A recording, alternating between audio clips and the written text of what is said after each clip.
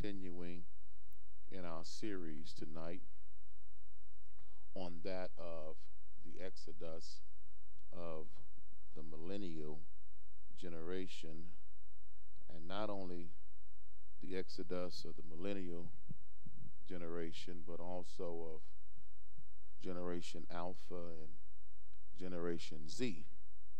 And we've been looking at this study, and our whole premise on this is to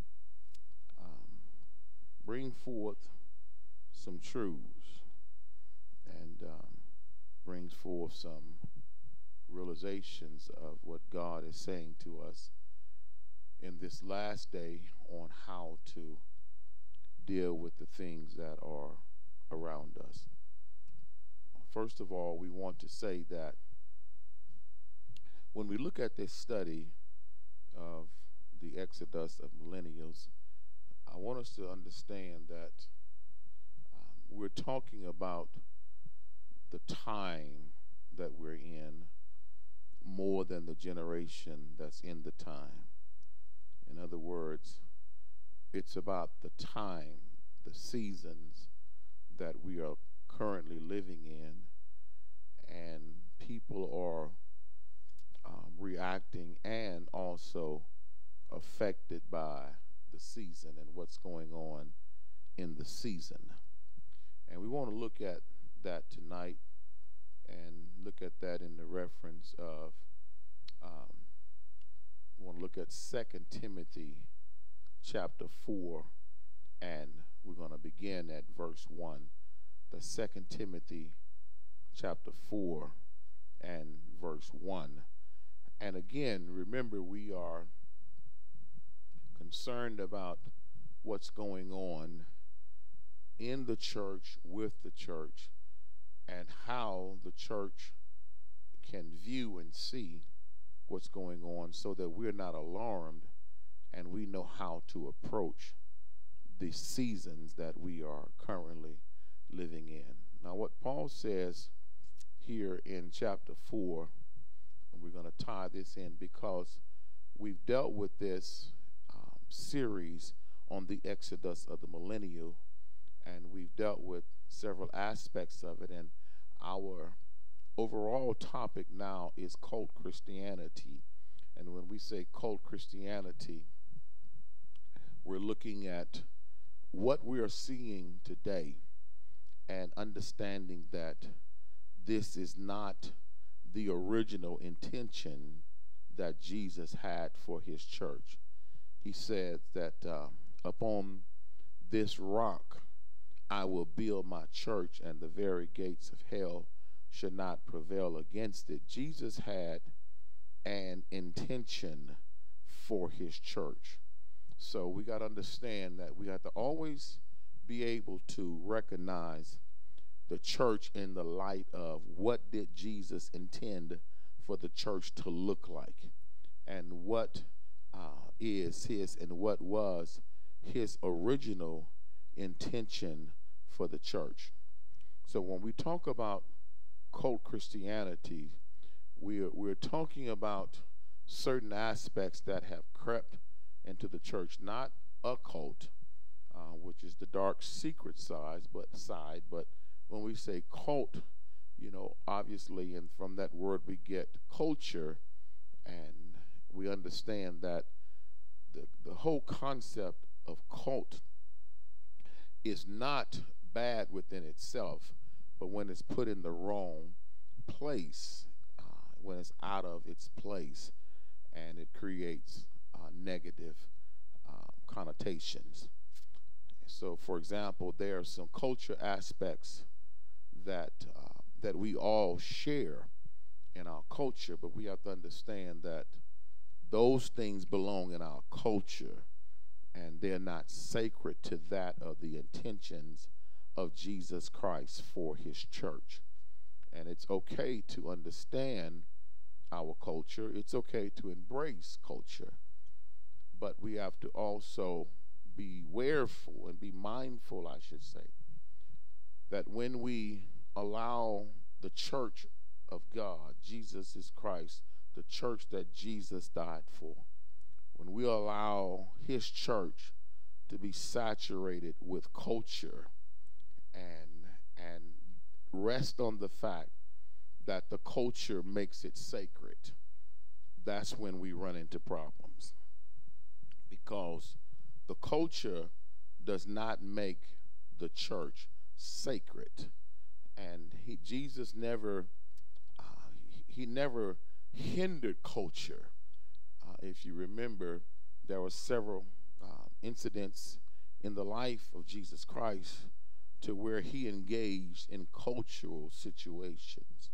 As a matter of fact, he attended a wedding at Cana of Galilee, and there was some cultural aspects of that wedding that Jesus addressed, and which allowed us to see that his concept of culture was not to throw it away, but it doesn't become sacred within the intentions of his church. Case in point, there's some things that we do in the African American culture, and those things are unique, and not only unique, but those things are also a part of the overall culture, okay, of African Americans. I'm just using this as an example because I know more about black folk than I do about other folk. Amen. But you know, we dance in church, right? Because we dance at home. That's part of our culture. Okay, we're very vocal singing.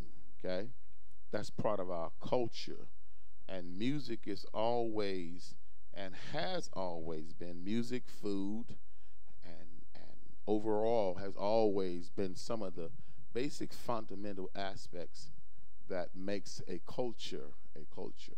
Dress, food, dance, music, all those things are cultural, and those things are a part of our worship. Y'all with me? But those things are only cultural things that has no sacred foundation to them. They're only cultural. And we have to understand when we talk about cult Christianity is how much of our worship is based upon culture as opposed to how much of our worship is based upon true worshiping before God. Amen.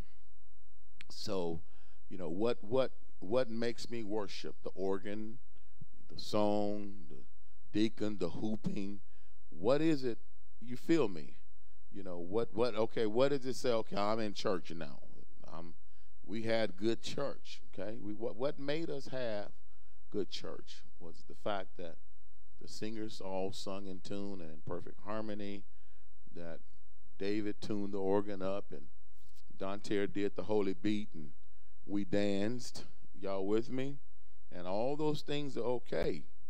I'm not throwing the baby out with the bathwater. I'm not knocking those things, but we have gotten to the point where our culture has become our Christianity, and our Christianity has become our culture. And again, all those things are not to be thrown away because God makes you emotional. And the reason worship makes us so emotional, Sister Pickett, is because we can't contain the amount of emotions that are accompanied by the presence of God. Okay?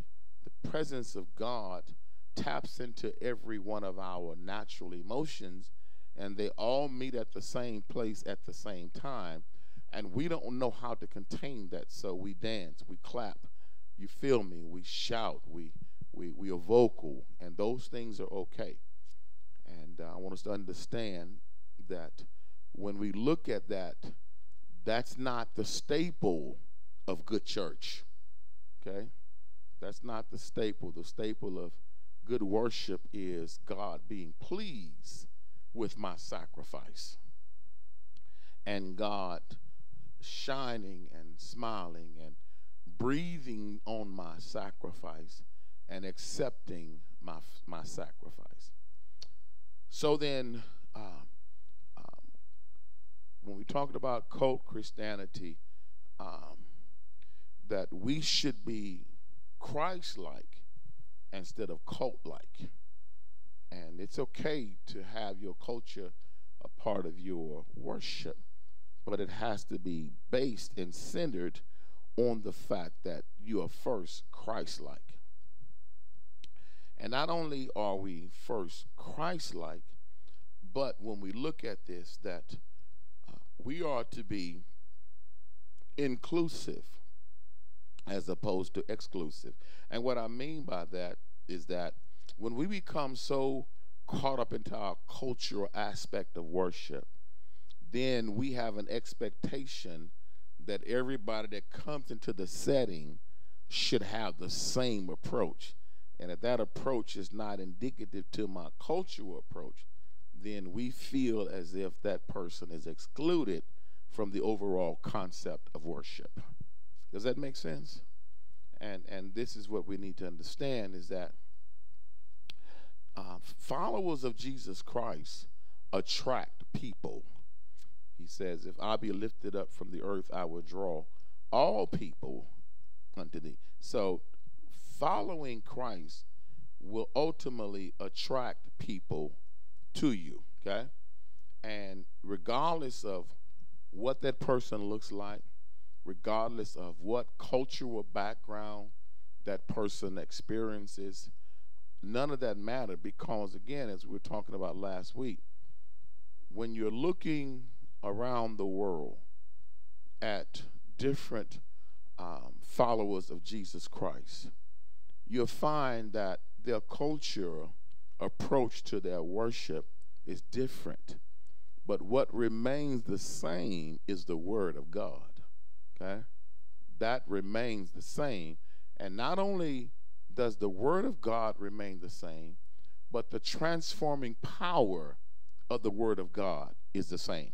So that's how we can identify other followers of Christ, because every follower of Christ that I have come in contact with from other parts of the world, we all have that.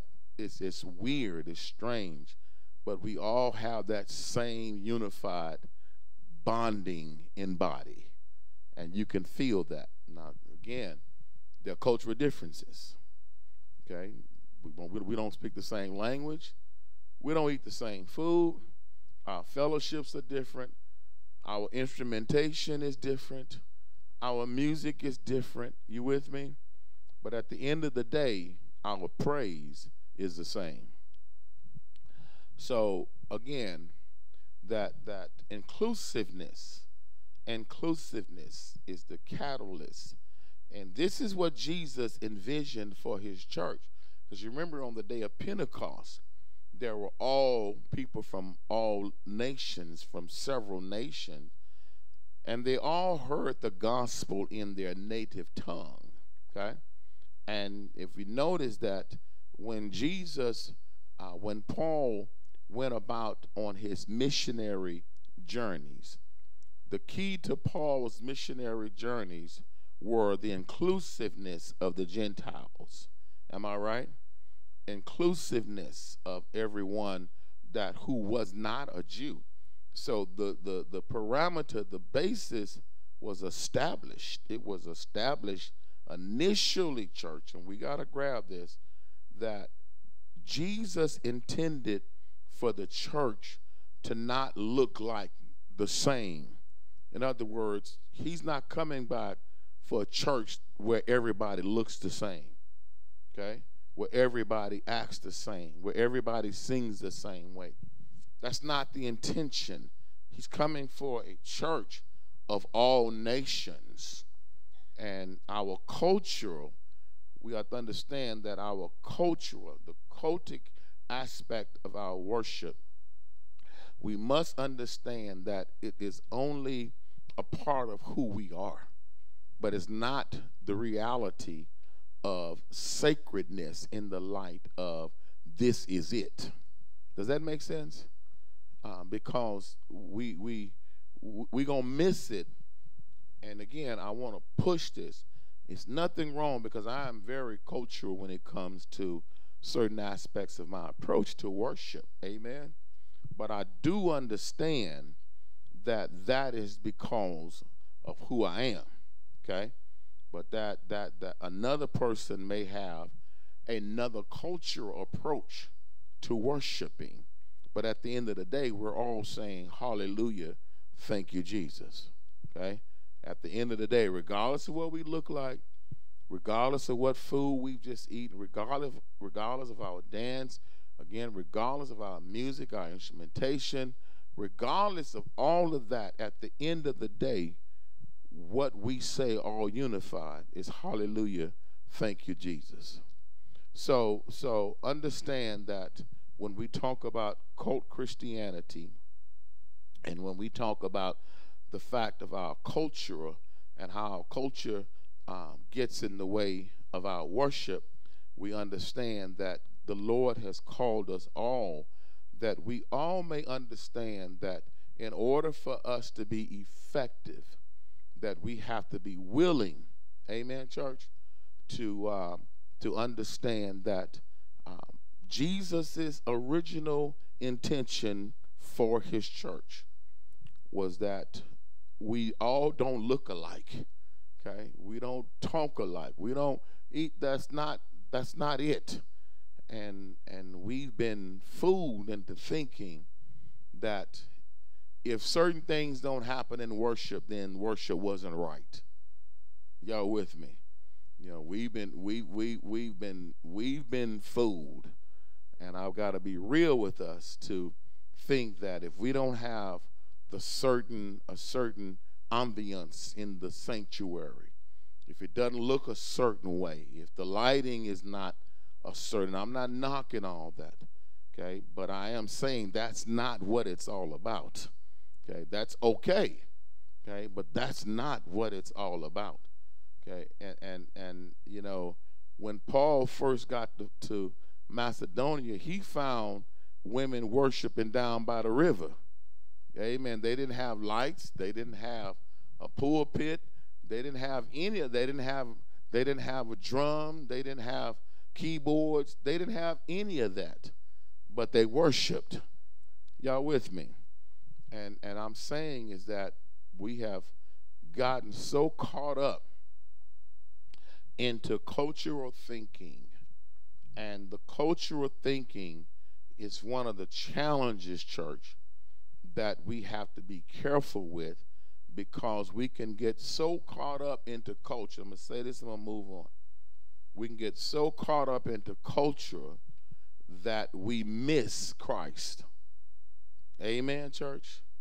And we can get so caught up into making sure that our church fit into the mainstream of culture, that we miss the message of Jesus Christ. And that's where a lot of us are. We want to make sure that we are caught up into the mainstream of culture, and that we are not traditional. Okay, and being caught up in the mainstream of culture is just as bad as being traditional. They're two extremes. Did we get that? You know, a lot of times, you know, we as pastors and different church members and leaders, we want to make sure that we project to the public that we are not part of the tradition that's been seen in the church. And so as a result of that, we tend to go to the opposite of extreme and fit into the culture rather than being the light of the world. And we got to understand that being the light of the world, grab me on this, has nothing to do with how you dress or how you don't dress. Does that make sense? It's about how you're living and what's in your heart. Amen, church. It doesn't matter. I want us to grab this. And the reason I'm saying is because you know where we are. We're shifting in culture. And the church is shifting away from the traditional thinking of culture, but the church is going to the opposite extreme and blending in with the mainstream culture. And we think that that is the way to bring millennials and Zs and alphas back to church. So we are, my daddy used to say it all the time, don't let the tail wag the dog. In other words, if we're going to be leaders, we have to be the leaders. The church now is in reactive mode. And we're seeing what's going on around us. We are struggling with what's going on around us. And we are reacting to all the things in the world rather than being proactive. You with me? In our love one for the other. Okay? Now watch what Paul says here. Paul says in 2 Timothy 4:1, Paul says, I charge you therefore before God and the Lord Jesus Christ, who shall judge the quick and the dead at his appearing and his kingdom. And I'm reading from King James again, only because it's the translation of choice in this. Okay? And then he says in verse 2, preach the word, be instant in season and out of season. He says, reprove, rebuke, exhort with all long-suffering and doctrine. And then he says, for the time will come when they will not endure sound doctrine, but after their own lusts shall they heap to themselves teachers having itching ears. And they shall turn away their ears from the truth and shall be turned into fables.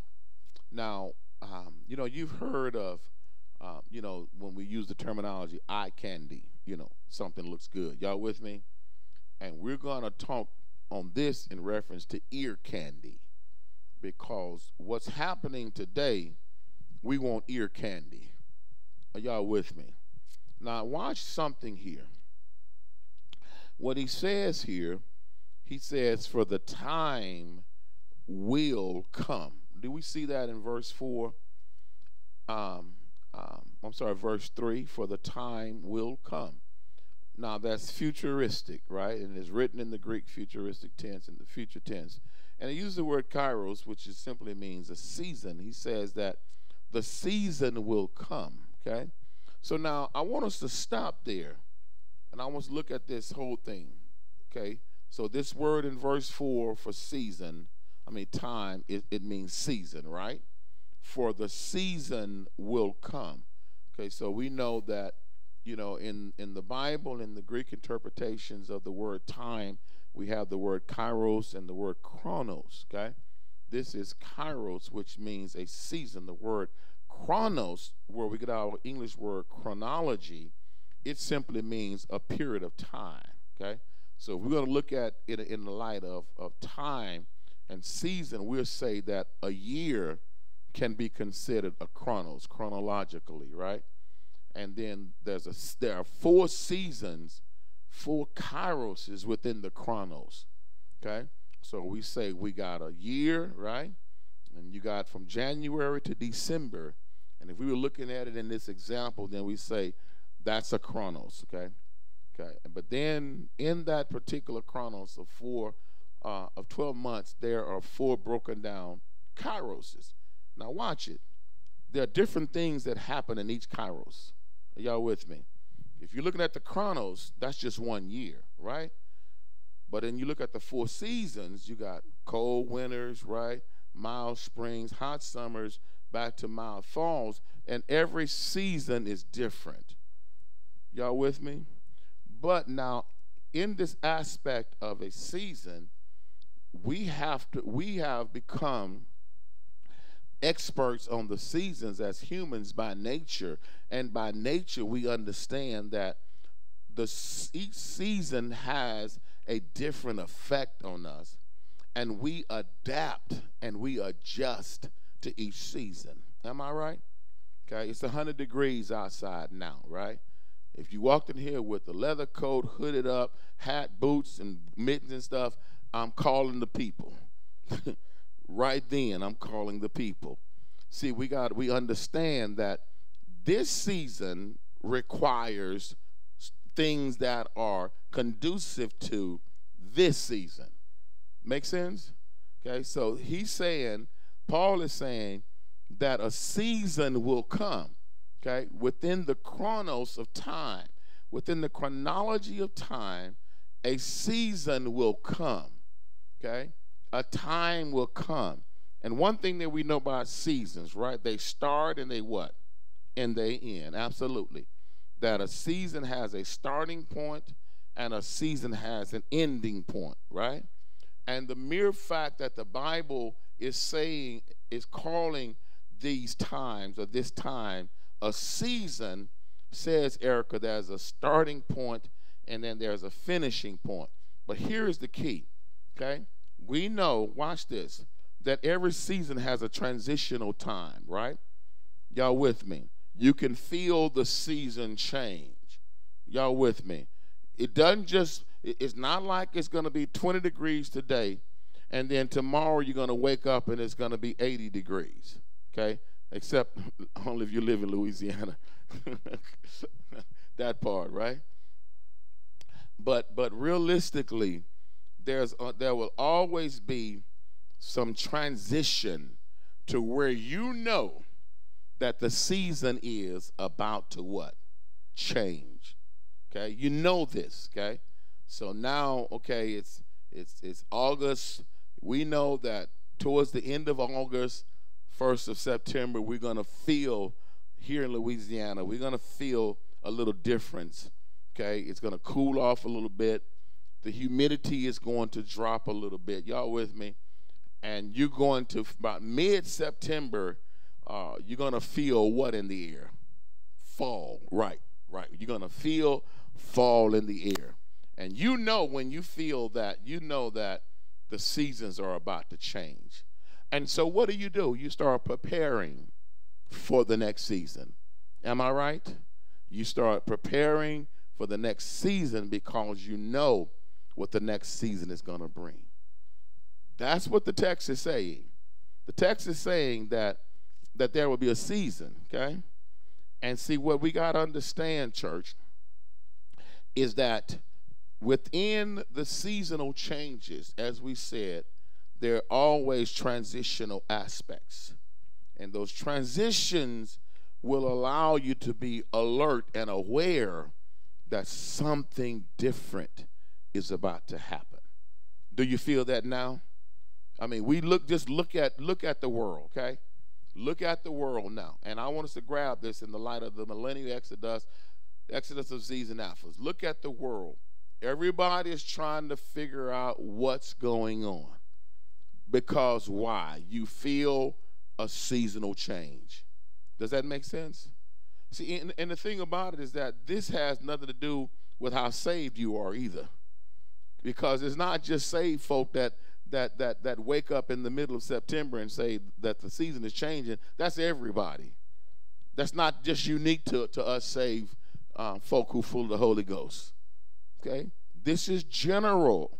This is total. That's why right now today, everybody that you know, anybody that's living in this time, I don't care who it is, you can have a conversation with anybody living in this time, and they're going to tell you that something's going on. Right? Most people can't really put their hands on it, so they say the world's about to end and all these other things. But we got to understand there's a seasonal, transitional aspect that's going on right now. And we as believers, as the church, must understand how to prepare for the next season. Does that make sense? Okay, so now what he says here, he says, now watch it. The time or the season, grab this. The season is not predicated on the people that are in the season. Let me explain. Just because the season changed, are y'all with me? We're not the ones that's perpetuating the change. We don't make the seasons change, okay? There's nothing that we can do. I don't care. We don't make the seasons change. The seasons change. Within the year, the seasons change. Winter changed to spring. Spring changed to summer. Summer to autumn and back to winter. We know that, right? but we are affected by it. And what I mean by that is that the season is going to happen regardless. And the people in the season will automatically, by default, be affected by the season. Case in point, what's happening is that the millennials they ain't making this happen. They just in the season of it happening. That's where I'm going. Y'all with me?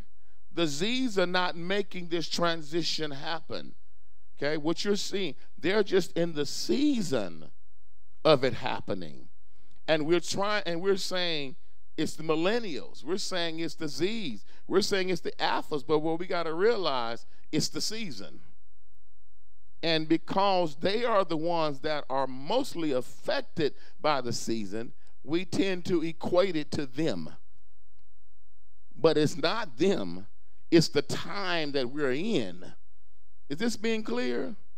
And see, this is how we gotta differentiate here. We must differentiate because Paul says here that the time will come. Okay, he didn't say that the millennials will make it happen. The time will come, and whoever is living in that time will be affected by that season. So who's ever living in spring is going to be affected by you. We have no control. I can't make it turn to spring. Okay? I can't get up and 12 o'clock here in Louisiana, it's 104 degrees. I don't have a thermostat to turn down. I just got to what? Deal with it. You better get in the air as quick as you can before you pass out. Am I right? So I can't say, and we can't say, that a certain group of people are making it hot. But a certain group of people are living in that time that it happens. Does that make sense? So now that takes the pressure off the millennials, the Z's and alphas, and help us to understand it's the time. It's the season. Okay? Are y'all with me? And that's what we want to grab tonight. And see, when we understand more according to the scripture and what the text tells us, when we get a grasp of the fact that prophetically the Apostle Paul says, and he uses this word again in the Greek future tense, he says the time will come. Okay? And what's going to happen in that time? We're going to start here and kind of go backwards, but what's going to happen in that time? And then Paul tells us that in that season, okay, we say, okay, for example, it's January, February in Louisiana, right? And it is cold, right? And it's cold in March, right? And then in April, it's still a little chilly, right? And then we Louisianans say, boy, it's going to be a what? A hot summer. Y'all with me? We start looking at certain aspects, and we say, man, you already know. Okay, here it is in March, okay? And you know, boy, it's going to be hot this summer, okay? It's going to be a hot summer. That's what's happening here. What he's saying here is that this is what's going to happen. Just like you can predict that it's going to be hot that summer, his prophetic word here says this is what this season is going to be about. Okay? And let's look at what he says here in this season. First of all, we got to see, that he's forecasting. Okay? He's forecasting the weather, the climate of this time. Because even now we have technology in meteorology that can forecast. It used to be what we call, back in the old days, what your grandpapa had was the almanac. You remember that? Some of y'all don't even remember the almanac. Yeah, y'all, especially y'all millennials. Y'all don't know what I'm talking about, an almanac. Okay, an almanac, y'all know what an almanac is? Look at y'all. My grandfather and your grandfather lived off that almanac because it predicted weather changes and weather patterns, right? But today we have technology. Okay, we have satellites in space. We we see different weather patterns happen before they even get here. So to predict, the prediction is almost 95 to 99% accurate. Okay, you can notice, especially again us down south down here. When we know that a hurricane is coming, then the hurricane is being tracked. Every ounce, every second of that hurricane, right, is being tracked. We know when a tropical storm turns into a hurricane. We know the category of the hurricane. We know when the hurricane hits landfall, right? We know. We're looking at the radar. All those things we have technology to figure out now. See, we're in a time now, church, spiritually, where the spiritual intuitive technology have given every human the ability to kind of see what's going on. That's not just specific to church folk, okay? That's not specific to church folk. But what he's saying here is that the season will come. Let's look at what he's talking about. Okay, the season will come, and we say in July, the season will come, it's going to be hot, okay? Now, what Paul says, that the season will come when they will not endure sound doctrine, okay? There's a season, and we're going to explain that. And he says, but after their own lust, they shall heap to themselves teachers, having itching ears, ear candy. I just want something in my ear to make me feel good in this moment, okay? Ear candy. So first of all, Paul is saying here that in the season that will come, and the season that we are transitioning into as we speak, that this word sound doctrine, it means healthy teaching, that folk will not endure. They don't want to sit under healthy teaching. I don't want to be healthy. I want to feel good, okay? I don't want to be spiritually healthy. I just want to feel good in the moment. And that's what we are seeing, church. You got to understand. You're dealing with a generation of people now. It just happened to be the millennials because this is the season that they were born in. They didn't control what was going on. People don't have that type of control. But it's the season that they were born in, the season that the Z's were born in. Every generation feels as if their generation, and we arrogantly, generationally think that my generation is the initiator of all, okay? We feel like we started it all in my generation. Okay? Every generation thinks that way, that we started all this is new. That's why it's so hard sometimes when we're talking to younger people, millennials and Z's, and they looking at you, especially as baby boomers, like we don't know what they're talking about, okay? Like this is so new. It's new to them, but it's not new. Y'all with me? Y'all with me on that? And you got to understand, it's new to them, but they have no idea that it's been around, okay? Because it's new to them. So every generation, even my generation, we had the arrogance of thinking that this was all new, and our parents didn't know what they were talking about, okay? That we were so much more advanced in our thinking than our parents. And that's the arrogant ignorance of generational thinking, is that we are the creators and the initiators of what's happening, not knowing you just happen to be born in that season. Make sense? You just happen to be born in that season. So he says that, first of all, that in that particular season, that people, and he used the word they. You see that, church? Okay?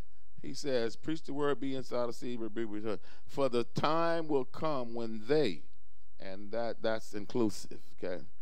They, first of all, they will not endure. They will not be up under healthy teaching. The word sound here means healthy, okay? Healthy teaching. And again, you got to understand, there's a difference in what's good for you as opposed to what's good to you. Ooh, Lord. Come on, talk to me. And see, you know us, we're going to go what's good to us. We're going to stay away from what's good for us. Are y'all walking with me? See, so what's good for you is healthy, okay? But what's good to you is satisfying to your flesh. Because he uses the word lust.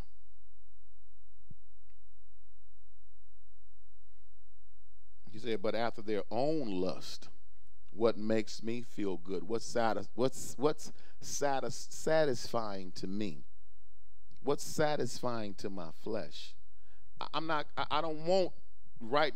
We're in a time, y'all got to see this, and I'm going to show you some examples. We're in a time where all we want is ear candy. Okay, I just need something right now that's going to make me feel good in the moment. I don't want to go through the process of sitting up under something and really changing on the inside, because that's healthy. See, that which is healthy is therapeutic and it's healing. The gospel, and you gotta we kind of working back, but the gospel, what Paul says here in verse 1, that's the foundational therapy of healing, is the good news of the virgin birth, life, death, resurrection, eternal reign of Jesus Christ. And we talked about the fact of, how we are as people are just so fearful and horrified of the fact of my soul leaving my body, because I wasn't made to think that. Okay, I wasn't made to have that concept. I don't know what it's like, because God breathed that soul into this body, and so now I'm horrified because sin has caused this separation. Make sense? Okay.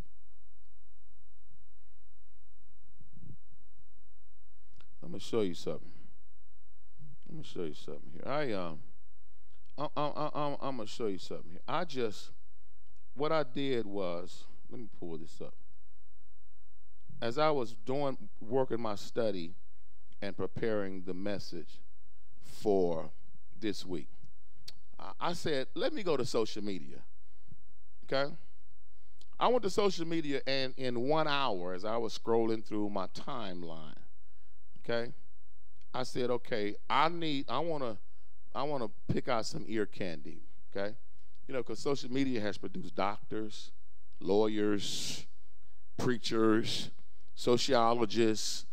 You can be whatever you want to be, okay? So now everybody on social media is spitting ear candy because I want somebody to share my ear candy, okay? Can I just go through a few of them? This was in 15 minutes. Watch this. People don't care what you're going through as long as you're okay enough to come through for them. Boy, that sounds good to me. I'm not going to say who said all this. Y'all with me? Okay. Now, here I am. If I'm struggling with somebody at that moment, that's ear candy. That's ear candy. That just made me feel good, but it didn't do anything for me. Y'all still with me? Okay. Your self-worth does not belong in the hands of other people. So you just had a situation where somebody made you feel unworthy of yourself. But now I read this, ear candy. Y'all still with me? This all within 15 minutes. I'm just going on my timeline. The enemy is only attacking you because you are valuable to God. Thieves don't break into empty houses. You are important. Don't that sound good? Y'all ain't with me yet.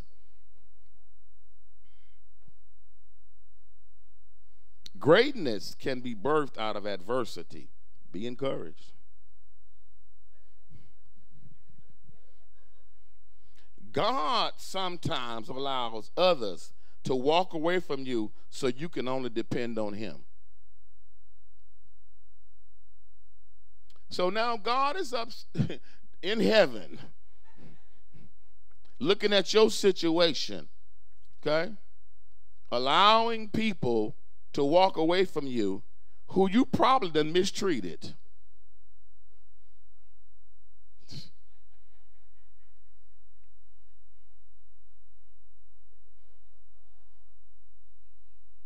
This will make you feel real good. When you feel like you're drowning in life, don't worry. Your lifeguard walks on water. Doesn't that makes me feel so good. If you can't do anything about it, then let it go. Don't be a prisoner to things you can't change. Okay? But that's ear candy. I'm not saying it's ear candy. It sounds good, but it's not rooted in the gospel. Anything that calls your peace is too expensive. Now, watch this. That eliminates sometimes long suffering. Because everything now that's generated through ear candy is generated for you. It's all self-centered. Are y'all with me, church? It's all your self-boundaries. I've always been different from the rest. I have always had a much deeper outlook and understanding to life.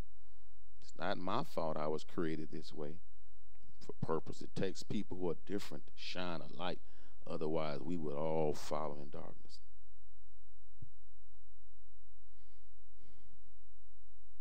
Oh, I like this one. One more, Ashley. I like this one. Now, I'm not going to say who posted. If I'm teaching somebody, you done post one of these. Just please forgive me. But oh well. Don't be sneaky with someone who has spiritual gifts. They either dream it, discern it, see it, hear it, or smell it. I'm telling you, they'll get you. You hear the air. You hear.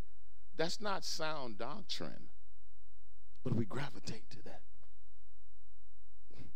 We endure that because that's good to us.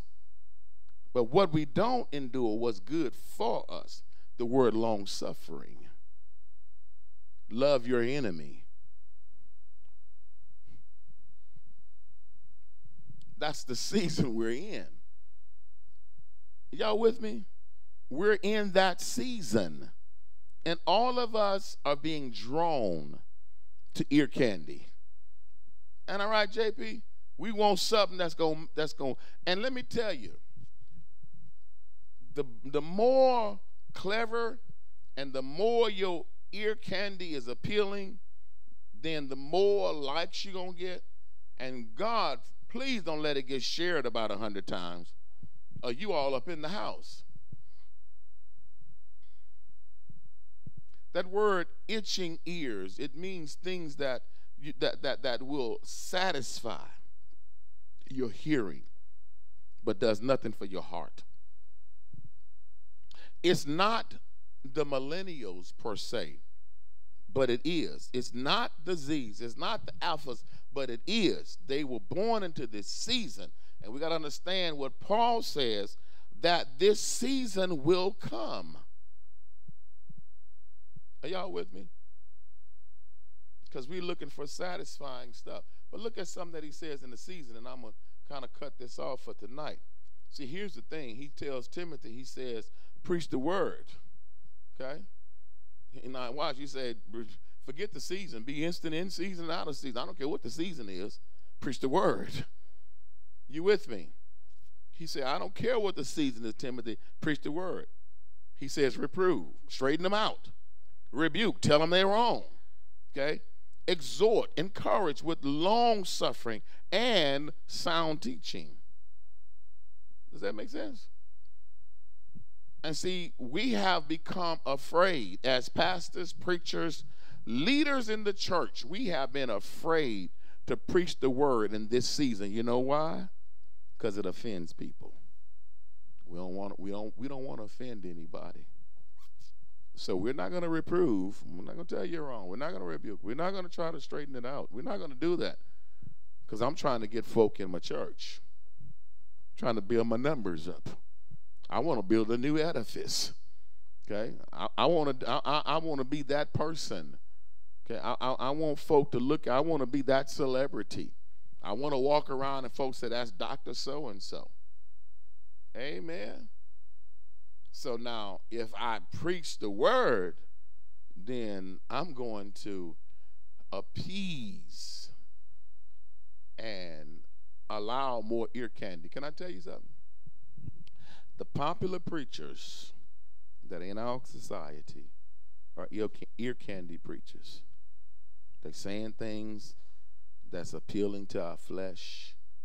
Okay, male, female, child. Look, we're saying things. We're trying to be clever. We want clever sayings. Are y'all with me?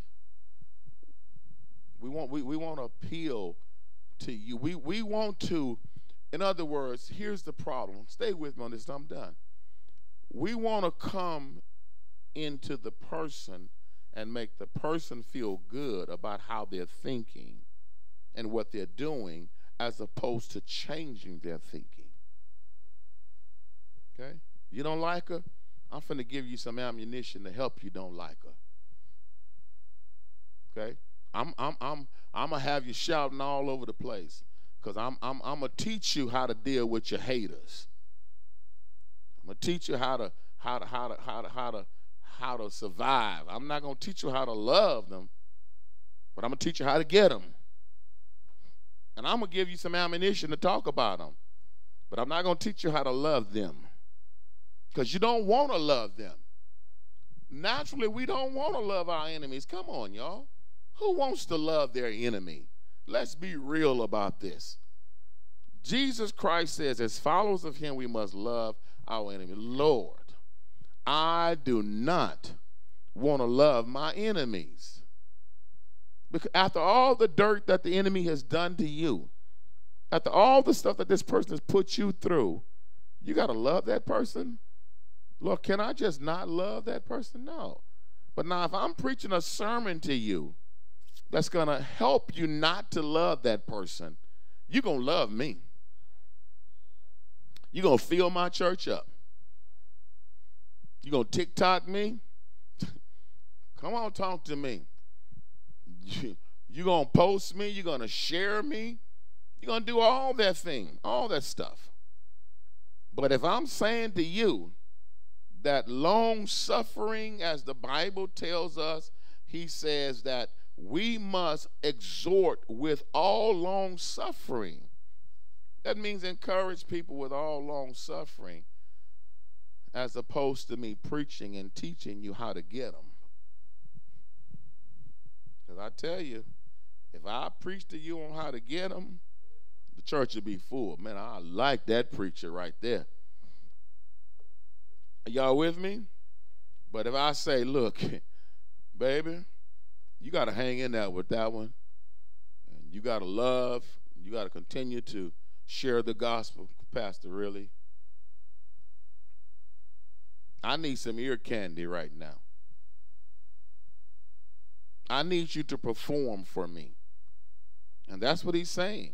See, in these last days, we will become performers of the gospel as opposed to preachers. Come on, y'all ain't with me. Lord, have mercy. Y'all walking with me? Doesn't matter, church, if I'm all the way on the traditional side, all the way on the conformity side, they both are wrong. Because it shouldn't matter one way or the other, because Paul says one thing, Holly, preach the gospel. That's all he said, preach the gospel. Okay? Now, in the season we're in, that's the only, and I'm going to cut it off. The only thing that works in every season is the gospel. That's the only entity that will work for every problem, is the gospel. And that is following the teachings of Jesus Christ. Not being a cultic Christian, because again, that evolves. My Christianity has evolved. Big time.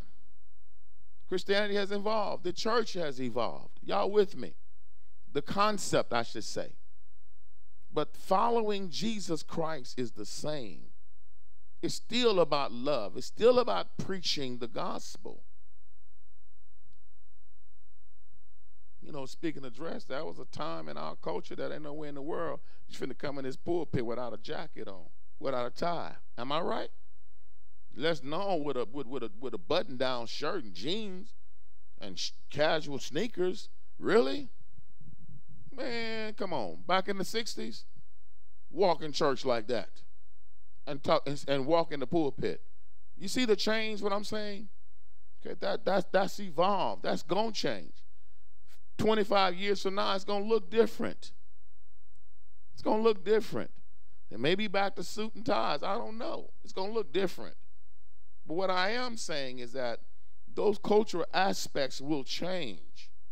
The only thing that won't change, what Paul says to Timothy, the only thing you got, regardless of the season, if it's in season, if it's out of season, the only thing you have is the preaching of the gospel. That's all we got, church, is the preaching of the gospel. That's it. And the more we learn of Jesus Christ, and the more we learn of his gospel, the gospel of love, the gospel of grace, the gospel of peace, and we become peacemakers, and that of grace and understanding that the Lord had no boundaries with us. So why should I limit? You feel me? Why should I be exclusive? Why should I exclude this person, and include this one? Why? And it shouldn't be that way.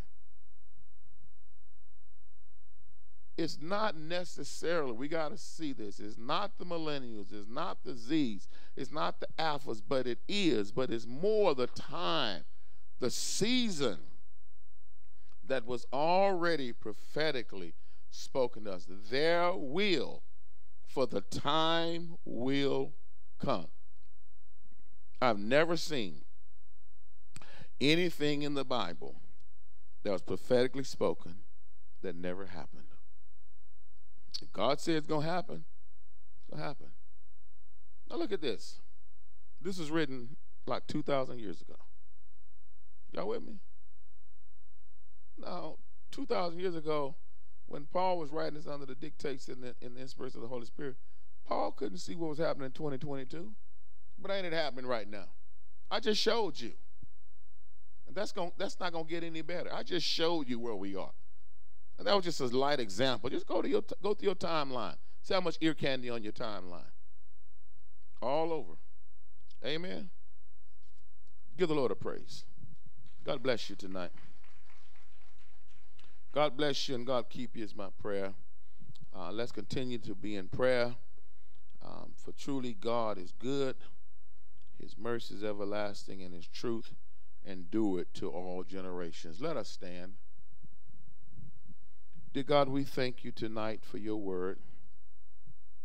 We thank you for your Holy Spirit. We thank you tonight, dear God, that your word has given us insight into the season, and that we as workers and that we as evangelists of the gospel, and we as those who do the work of an evangelist, that you told us to make full proof of my ministry, of our ministry. Help us, dear God, in Jesus' name, to see what's going on, to understand what's going on, that we may rightfully divide the word of truth in the season that we're in this particular Kairos, dear God. Be with us, strengthen us, and keep us. Lord, we know that you are a healer. We know that you are a deliverer. I ask that you will look over Christy right now, touch her body, heal her body in the name of Jesus. We trust you to be Jehovah Rapha, and we know you are the healer. In Jesus' name. And now may the grace of God and the sweet communion of his Holy Spirit rest, rule, and abide with all of us now, henceforth, and forevermore. Every heart say amen, and thank God. God bless y'all tonight.